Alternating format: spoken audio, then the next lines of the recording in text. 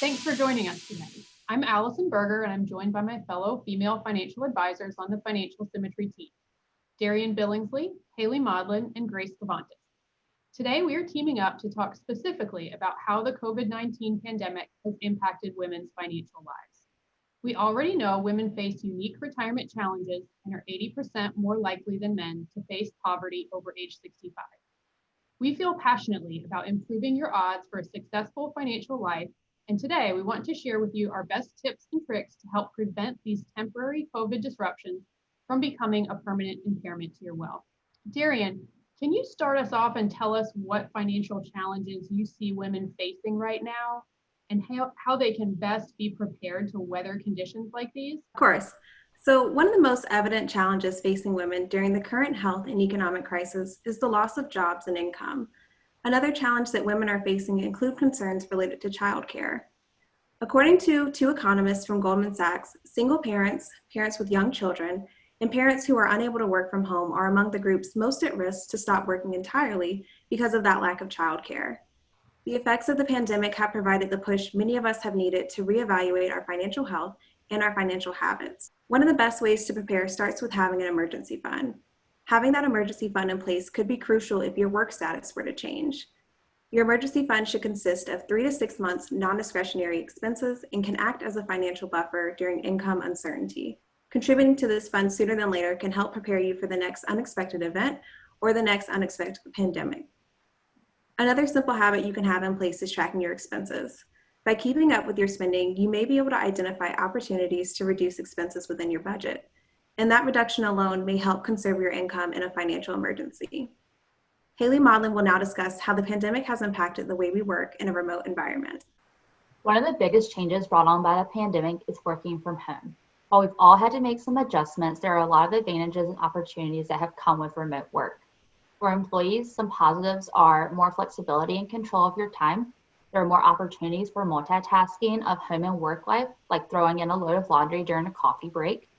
Working from home also cuts out your commute, giving you hours back to your day, and may allow you to reconsider living in a high-cost area. There are also generally less distractions and interruptions from your coworkers. Additional advantages include lower costs for employers with remote work, which could also benefit employees that might have to adjust their hours due to high caregiving demands, specifically mothers. There are also unique opportunities for working from home careers like potential access to different or expanded client bases, more affordable educational opportunities like virtual conferences, online job training, or CE credits if your profession requires them. And with more companies adapting to remote work, you're no longer confined to local job openings and could be presented with more job choices. Of course, remote work is not without its own obstacles. There are different types of distractions to navigate, such as spouses, kids, pets, online school, or overall just harder to focus at times when women may feel that pull to household responsibilities as they're home more. One question you can ask yourself is, how are you working with these changes and opportunities if you're working from home? Are there any benefits that you haven't thought about that you could be taking advantage of? Now, Grace has some more questions and recommendations for women in the current crisis. I'm going to share some recommendations to help each of us stay sane, maintain our earning power, and safeguard our finances. As planners by trade, our first recommendation is always to make a plan. It always pays off to stop, think, and plan. And so if you prioritize making time to do that, you can evaluate, what's my life look like right now? And if everything is great, excellent, keep doing what you're doing. But if not, it's really important to think about the areas where you could use some improvement and implement changes. When it comes to your finances, our number one recommendation is always to have a financial plan in place.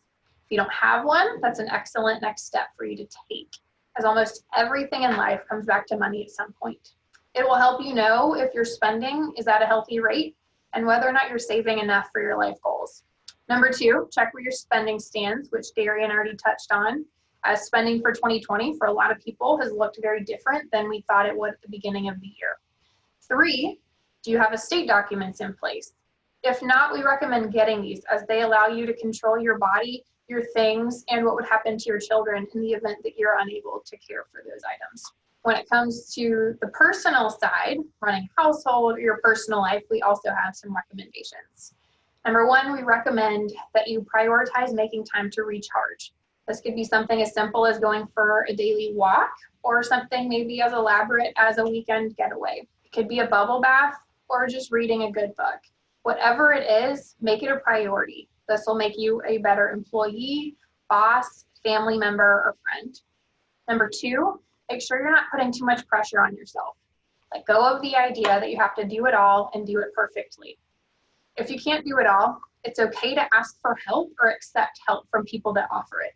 You can outsource tasks, maybe to a spouse, a parent, a child, or you could hire someone if needed. Even if someone helping you out doesn't do something 100% perfectly, if it's going to save you a little stress, it's completely worth it.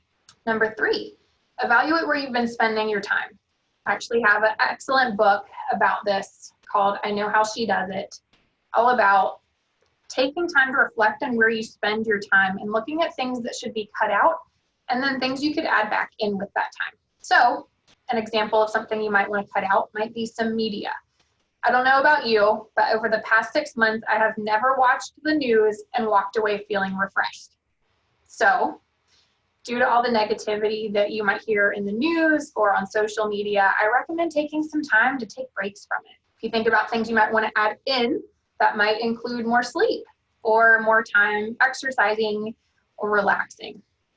And last but not least, if needed, please get emotional support or help from friends, family, or professionals if you need it during this extremely turbulent time. Thank you, ladies. That was some great advice. And I love the focus on some silver linings and opportunities that might come from this crisis. And really important to remember to recharge your batteries and refocus so that we can stay on track with our plans rather than letting this derail us. It can be easy to lose sight of that in all the stress that everyone's under right now.